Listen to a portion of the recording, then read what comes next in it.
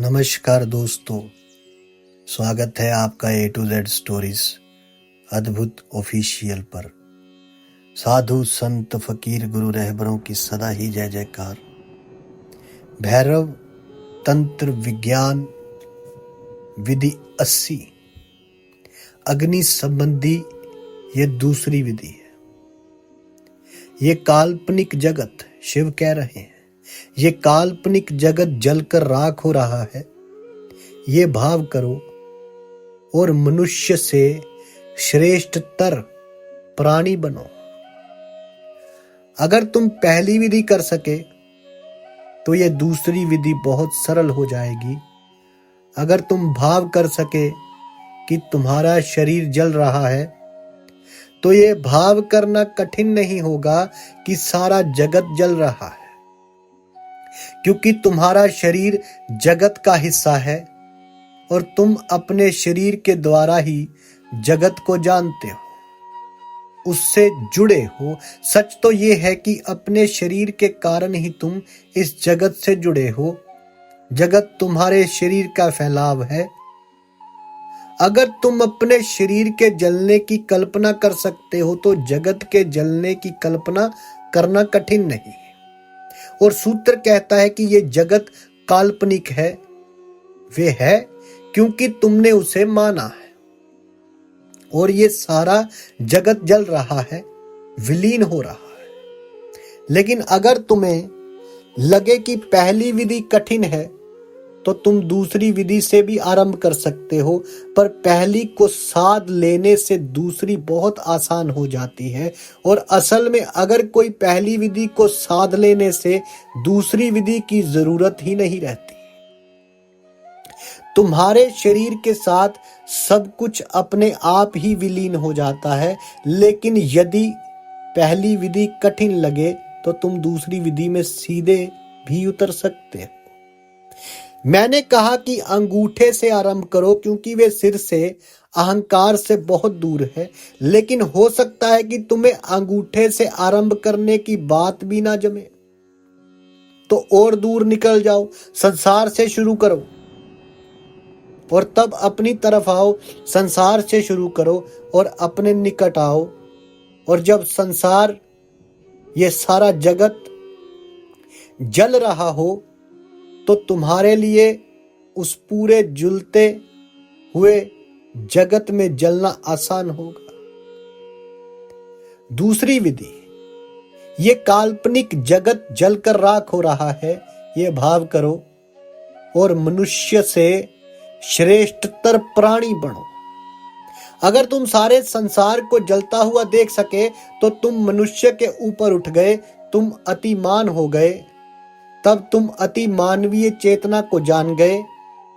तुम ये कल्पना कर सकते हो, लेकिन कल्पना का प्रशिक्षण जरूरी है। हमारी कल्पना बहुत प्रगाढ़ नहीं है, ये कमजोर है, क्योंकि कल्पना के प्रशिक्षण की व्यवस्था ही नहीं है।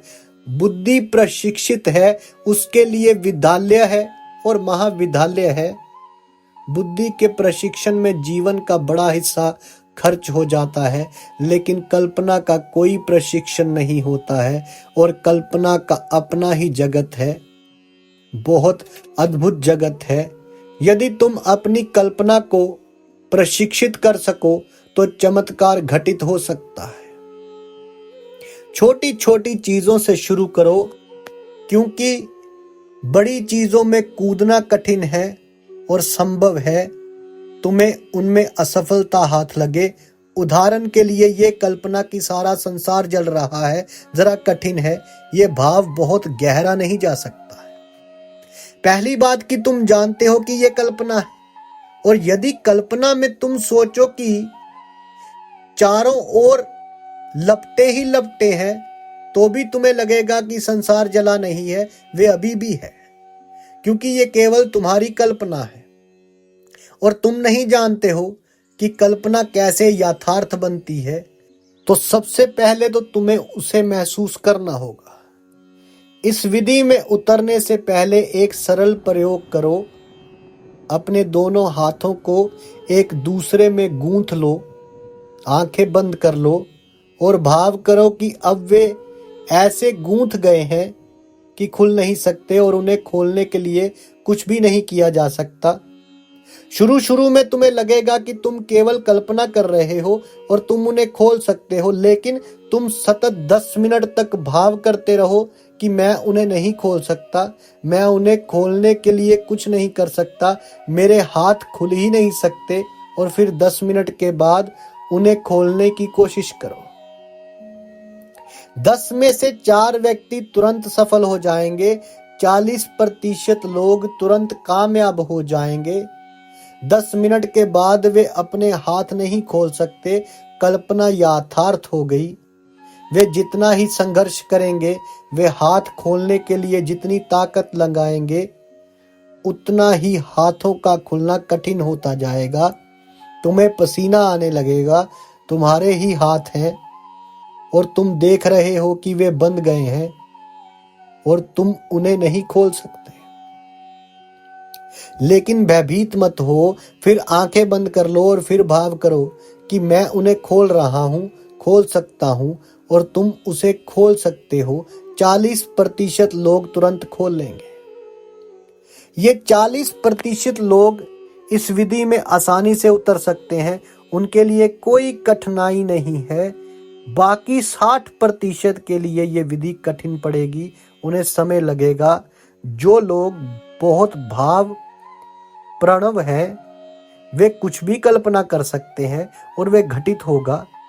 और एक बार उन्हें ये प्रतीति हो जाए कि कल्पना यथार्थ हो सकती है, कि भाव वास्तविक बन सकता है, तो उन्हें आश्वासन मिल गया और वे आगे बढ़ सकते हैं। तब तुम अपने भाव के द्वारा बहुत कुछ कर सकते हो। तुम अभी भी भाव से बहुत कुछ कर सकते हो, लेकिन तुम्हें पता नहीं होता। तुम अभी भी करते हो, लेकिन तुम्हें उसका बोध नहीं है। शहर में कोई नया रोग फैलता है, फ्रेंच फ्लू फैलता है, और तुम उसके शिकार हो जाते हो। तुम कभी सोच भी नहीं सकते हो कि 100 में से 70 लोग सिर्फ कल्पना के कारण बीमार हो जाते हैं।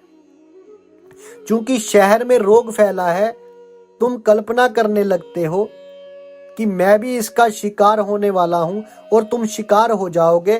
तुम सिर्फ अपनी कल्पना से अनेक रोग तुम्हें पकड़ देते हैं। तुम सिर्फ अपनी कल्पना से अनेक समस्याएं निमृत कर लेते हो। तो तुम समस्याओं को हल भी कर सकते हो यदि तुम्हें पता हो कि तुमने ही उन्हें निमृत किया है। अपनी कल्पना को थोड़ा बढ़ाओ, और तब ये विधि बहुत उपयोगी होगी। तुम्हारी सारी समस्याओं का हल इस विधि से हो जाएगा। साधु संत फकीर गुरु रहबरों की सदा ही जय जयकार। जल्दी मिलते हैं एक नई वीडियो के साथ। तब तक के लिए आप सबका धन्यवाद। आप सबके भीतर बसे उस परमात्मा को मेरा प्रणाम।